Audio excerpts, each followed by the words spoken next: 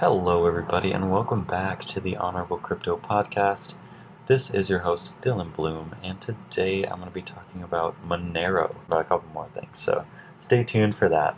Alright, I'm just going to start off this episode by giving a quick shout out to Brave Browser, as that's the browser that I'm using to read this off of.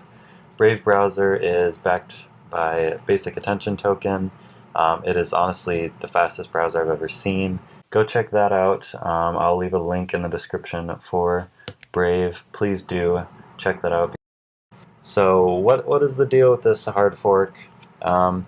Essentially, Bitmain, which is a company with a lot of ASICs, they found a way to get into Monero's hash rate and mine it effectively with ASICs, so much more effectively than had previously been done.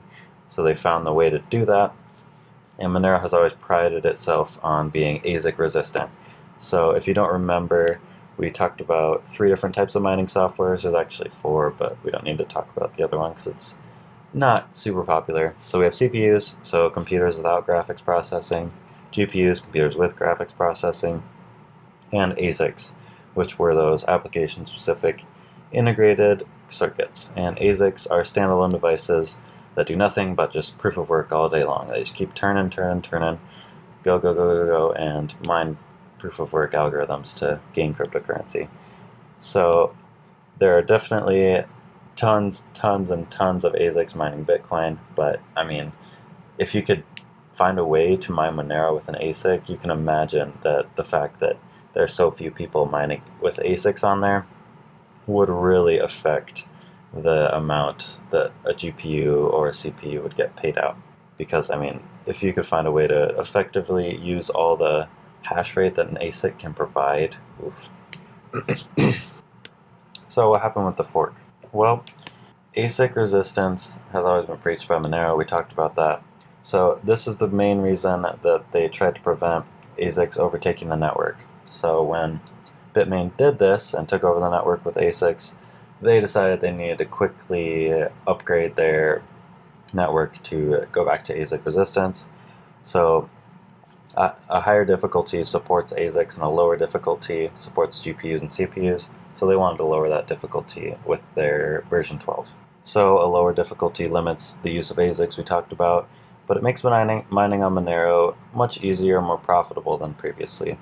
So before the fork that Monero did to upgrade their network, mining Monero and mining Ethereum was equally profitable, and after the hard fork, Monero is currently like twice as profitable as Ethereum. So you can imagine people are going to hop on that, and obviously eventually it won't be twice as profitable as more competition comes onto the blockchain. But so clearly they accomplished what they were trying to do with the fork, and they've rewarded miners that now want to come over to Monero.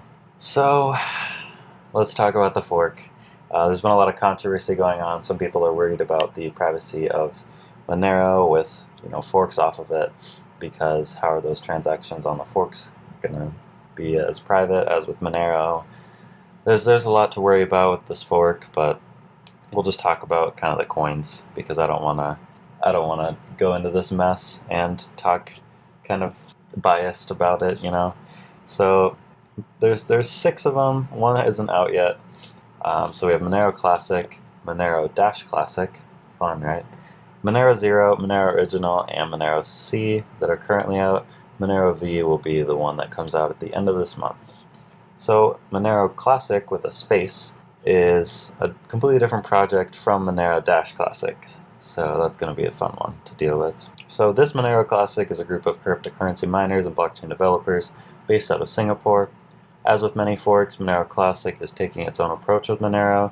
They're actually taking an approach that supports the use of ASICs. They think that the developers' approach to resist ASICs actually promotes centralization and doesn't actually promote decentralization that Monero claims to have. Now, these aren't my own claims. These are specifically their own claims, so don't think I'm commenting on this at all. Monero Classic, with a space, is dedicated to maintaining an ecosystem that supports all miners, no matter what type of equipment they have. They expect to keep about 80% of the hash rate that Monero's old blockchain has. That's a lot compared to what these other ones expect, but time will tell whether or not they're able to do that. So Monero Classic, on the other hand, which is XMC with a space, it would be XCL. So XMC is a hard fork started by someone who goes by the name PZ. He claims to be an early Bitcoin evangelist and a blockchain ecosystem builder. So this Monero Classic is actually pretty similar to Monero Space Classic in that they'll both support ASICs on their blockchain. They also claim that preventing ASICs promotes centralization, and it's the large contributor to the start of a completely centralized ecosystem. PZ ends their webpage by stating they will allow ASIC miners to be given equal opportunities and then let the free market make its own choices. So, pretty strong words there.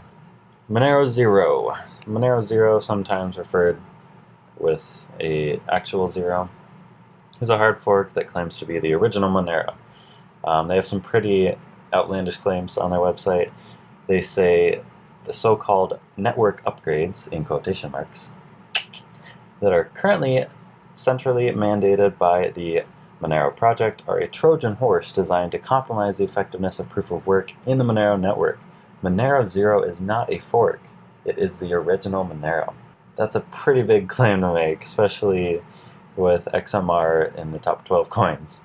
So I'm not going to judge this. It's pretty strong. Either way, we can all see that this is a pretty strong claim, no matter whether you believe them or whether you think that this is kind of extreme. So I'd be leery in believing what they are trying to sell you, but some people definitely think that they are the real Monero, and they definitely do. So their main claim behind this is that Monero hard forked itself when it went through the upgrade of their network from version 11 to version 12, and they are now the new original Monero running version 11.1.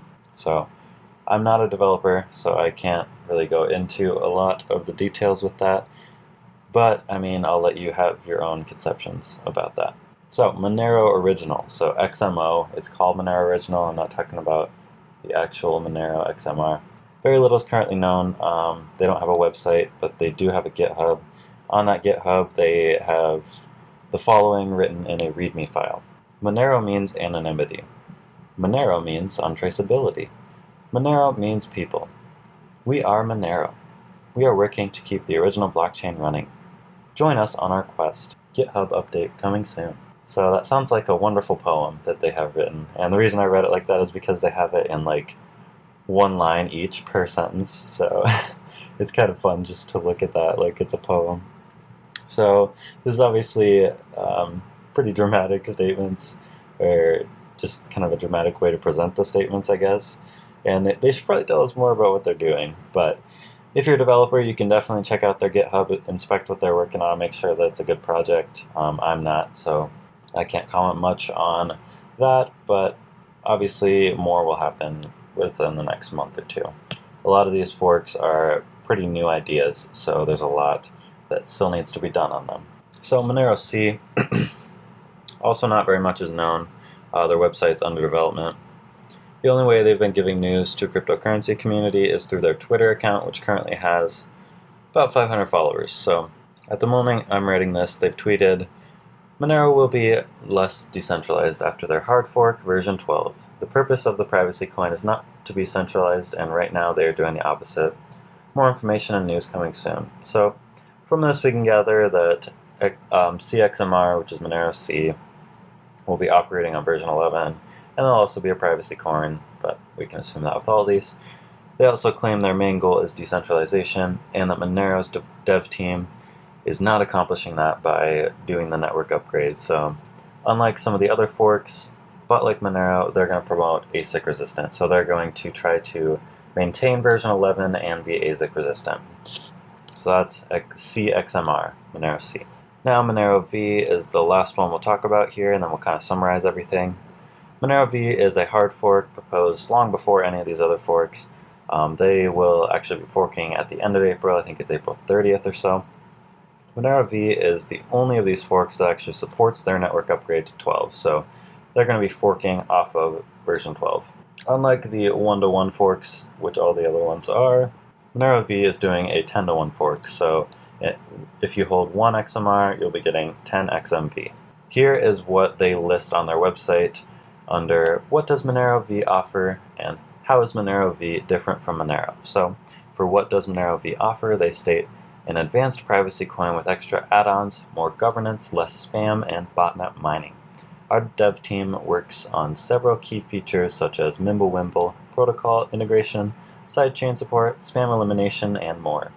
So Mimblewimble is hard to say with a straight face.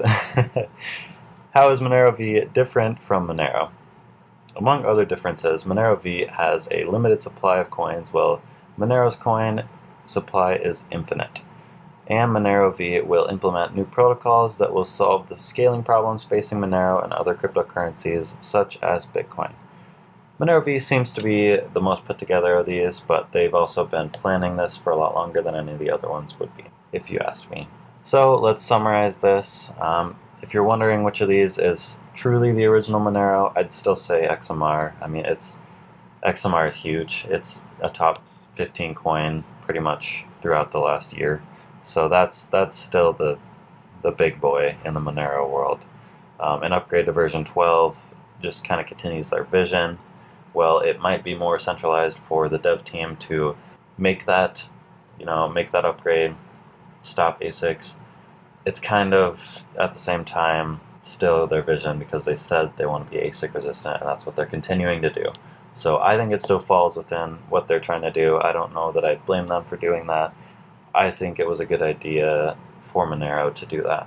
So at the same time, I also think that these other coins deserve a chance to do something with Monero because, I mean, in the field of cryptocurrency, I'm always open for more coins trying to do things a different way.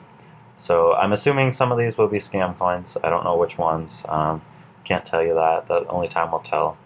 But for the most part, most of these seem to have a decent enough vision. And as more stuff comes up in the future, we'll see which one is going to succeed, which ones are going to fail. So that's everything I have for you today. I hope you found this video informative, and if you did, I would appreciate if you'd leave a subscription and a like below. If you have anything that you want to ask me about Monero, if I left anything out, please feel free to comment. I would really appreciate it. I'd love seeing comments. So that's everything I have for you guys. Please do check out the links in the description to the Brave browser, to Binance, Coinbase, Ledger Nano S if you don't already have one. Those are good to use. And I'll also include the link to the whole post on my website, monerocrypto.com. Alright, that's everything I have. Thanks so much.